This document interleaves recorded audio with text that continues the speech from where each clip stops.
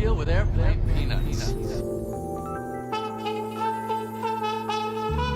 I always thought that a decent name for a podcast would be Hinchcliffe's Notes. Brian, how exciting is this? We're in the main room streaming live to the hundreds and hundreds and hundreds of people on Ustream right now. I know, there's that.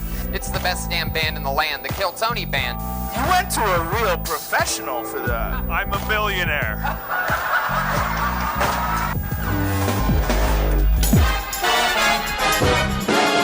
Hey, this is Redneck coming to you live from the Comedy Mothership here in Austin, Texas. You guys ready for the best fucking night of your lives tonight or what?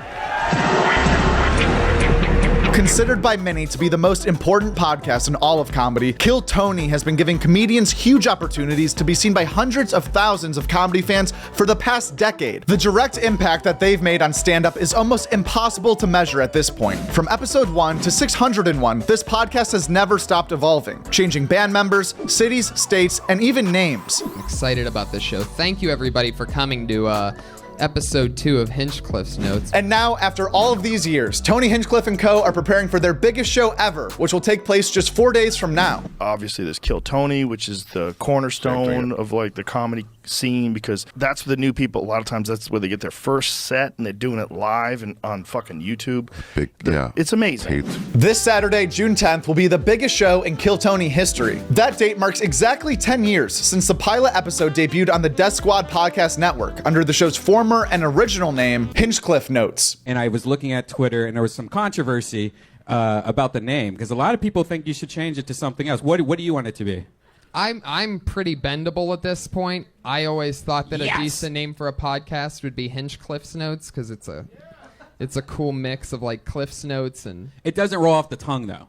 Well, Hinchcliffe Notes. I'm pretty sure nothing with the word Hinchcliffe in it's going to roll off the tongue. Since 2013, the show's gone through many different phases, but I think we can all agree that changing the name to Kill Tony was the most important of them all. I seriously cannot imagine a show called Hinchcliffe Notes making it even half this far. Nowadays, Kill Tony has multiple regulars that they discovered on their show, touring the country as headliners, an army of diehard fans in attendance every single Monday, and consistently feature some of the biggest names in comedy sitting in their guest chair. Is there anybody that came out of it that was good? Oh, yeah, so many. Yeah. I mean, Preacher Lawson, I think he won America's Got Talent or got second. Whatever he's doing massive theaters now. He's literally, I think, doing better than me. We found him very early on. We're like, you're going to be a star. I mean, it's happened a lot. And the guests that I've had, Tiffany Haddish was a guest 8 years before anybody knew who she was. She was there goofing around. And Tim Dillon...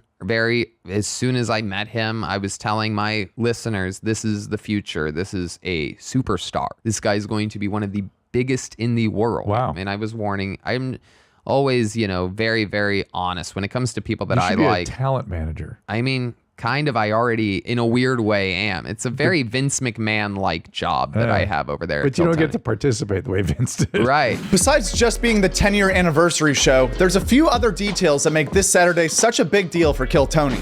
Outside of a few instances when the show's been on tour, Kill Tony has almost always operated out of very intimate rooms. Starting off episode 1 on the Comedy Store's smallest stage in the Belly Room, then graduating to the store's OR and main room, eventually moving to Vulcan Gas Company in Austin, and then obviously now at the Mothership. Majority of Kill Tony episodes have taken place in front of crowds of 400 or less, until this Saturday, when they're going to be at the sold-out Moody Theater in Austin, Texas, that holds nearly 3,000 people, making this a big deal not only for the Kill Tony squad, but also anyone who gets pulled out of the bucket as well. And just because it's sold out doesn't mean we won't all have the opportunity to experience the 10-year anniversary show live. Thankfully, Kill Tony's entire decade celebration will be streaming on Moment House for $20 a pop. Although this live stream is for a special occasion, it still might be the closest thing that most comedy fans can get to the experience of attending any Kill Tony episode live. Oh my God, what are we doing? Outside of making a trip to Austin, especially now that they've officially announced that Kill Tony is no longer touring. This is also a good chance for me to tell you that I can't tell you why, but I will tell the fans watching around the world, all of you that complain about not being able to get a ticket to Kill Tony, we're not doing the road. That's something to keep in mind. To see the show, you have to come to Austin, Texas.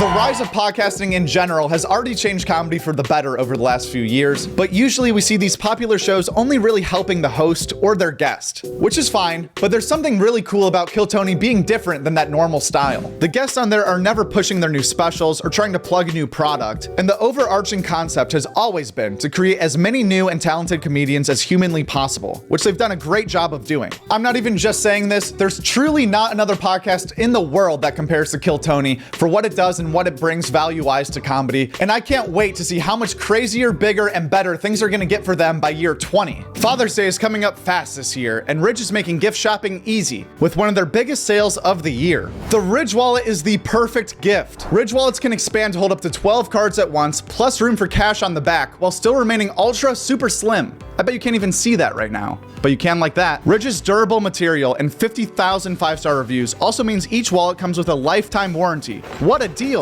And it's not just wallets that Ridge specializes in, they also do key cases. Ridge key cases easily hold 1 to 6 keys and prevents any annoying jingling or clanging around. If you want to be jumping for joy this Father's Day, use my link ridge.com/jokeworld, and right now you can save up to 40% through June 15th. That's ridge.com/jokeworld.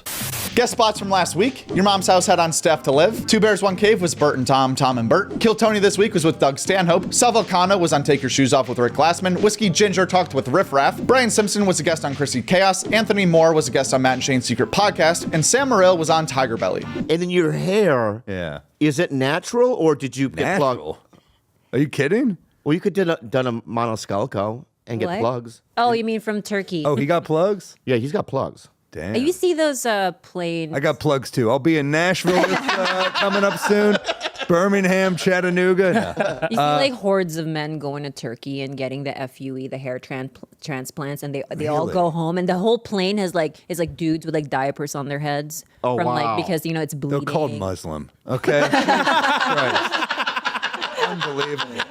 This past weekend with Theo Von had on Malcolm Gladwell. Patrick Bet David was on Flagrant. We Might Be Drunk did not have a guest. Eric Griffin was a guest on the Heartland Highway. Ian Fidance was on This Bitch podcast. Taste Buds battled Pencil vs. Pen. Annie Letterman was on The Honeydew. Liza Schlesinger was on The Blocks podcast. And Nimish Patel was a guest on You Know What Dude. As far as brand new stand-up specials that are either out right now or coming out soon, Brian Holtzman's new special, Cancel Holtzman, is out right now on YouTube. A very funny 54 minutes, all filmed from the main room of the world-famous Comedy Store. Shouldn't there be time limits on handicap parking spaces? I hope everybody got a place to park, but you know, you want to park and the whole thing's wide open. These people don't come out at night. We also have Jason Banks' Light Skinned out now on YouTube, as well as Jeremiah Watkins' new crowdwork documentary that came out earlier today, and some future stand-up specials to look forward to. Mateo Lane has a brand new special coming out on YouTube June 11th, and Matt Rife just announced his first ever world tour with a dope promo video featuring Ashton Kutcher and Mila Kunis. No.